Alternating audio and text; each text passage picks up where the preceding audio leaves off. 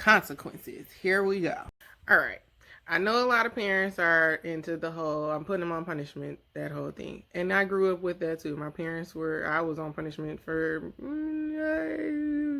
I was on punishment. You get the drift. So instead of punishment, though, while punishment forces a child to suffer in retaliation for an undesired behavior, a consequence rather helps them understand why that behavior is undesired and the mistakes of that behavior, as well as an opportunity to learn from those mistakes. Okay? So the problem lies in that parents try to use consequences as punishments and don't implement them soon enough. Or the parent uses the consequence to shame the child, i.e., a punishment. Then you got times where the punishment doesn't even match the behavior whatsoever, or supersedes or undercuts the behavior. Sometimes it's best to just let natural consequences happen. So, for instance, if your kid is a picky eater or your kid won't eat whatever you cook, then that natural consequence of them not eating that food is that they'll be hungry. Eventually, they're going to come back and get that food. So there's no point in you going toe-to-toe with a 3-year-old who refuses to eat their peas, because eventually they're going to come back. And I know that word is annoying for some parents because you want it done when you want it done. But I'm here to tell you that kids don't work on our time. They don't have patience. They have not acquired that skill whatsoever. We work on their time, and we are here to guide them and to show them and to give them boundaries, as well as give them some type of structure so that they understand that this is okay, this is not okay, this is right, this is wrong. But it is not for us to make them do what we expect them to do when we want them to do it. Yet, if it's for the safety of them, absolutely get over here, right? But if it's a matter of, you all are in the house and your kid just isn't gonna come, you tell little Susie to come here, and little Susie is no. Okay, so I'm gonna help you come over here.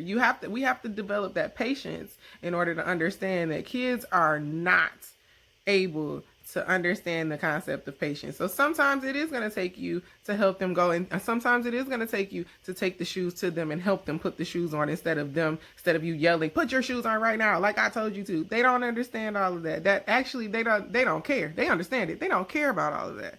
What they care about is the fact that you just lost your temper and I made you do it. So I know how to get under your skin. So every time you tell me to put my shoes on, we're going to have this fight, as opposed to getting the shoes themselves or walking them over to get the shoes themselves and helping them put the shoes on, so that they understand that when you say something, you mean it the first time.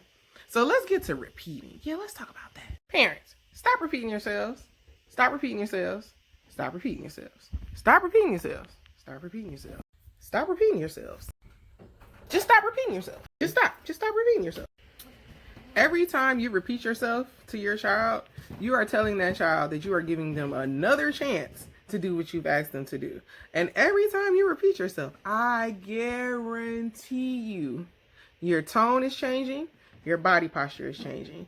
Those two things kids pick up on way more than they pick up on what you said. They see how you're saying it. They see your posture changing. They see that they're gaining control over your posture changing, and that their disobedience or their inability to choose to make the choice to do what you ask them to do is feeding into that chaos that they want, right? Because they're kids. They thrive structure. They want structure and boundaries, but their natural go-to is chaos. Let's just be honest.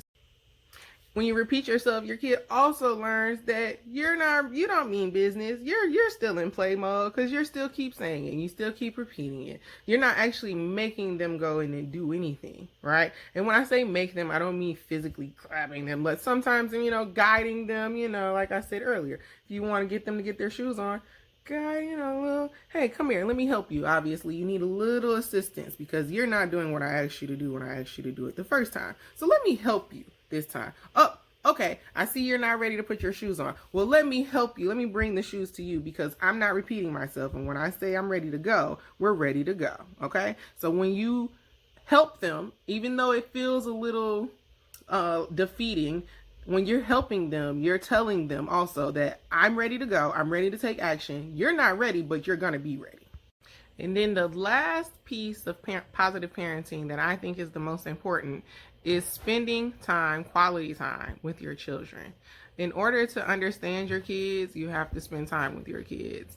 And this time that we have been gifted with, whether however you choose to look at it, is the perfect time to get in and learn your children, get into them, get in their heads, find their likes, their dislikes, their desires, their wishes, their dreams. What do they want to be? If they could be anything, like literally anything. I had a kid tell me he wanted to be a dragon ninja.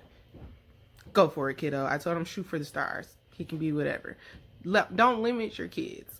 Meet them at their imagination. Meet them at their level. And I promise you, you will find so many things about these kids, so many interesting and wonderful things about your own kid, that hopefully discipline won't be a problem and won't even be necessary. So let me know if you need anything, guys. I'm always here for you. Your counseling unicorn is out. Happy positive parenting, guys.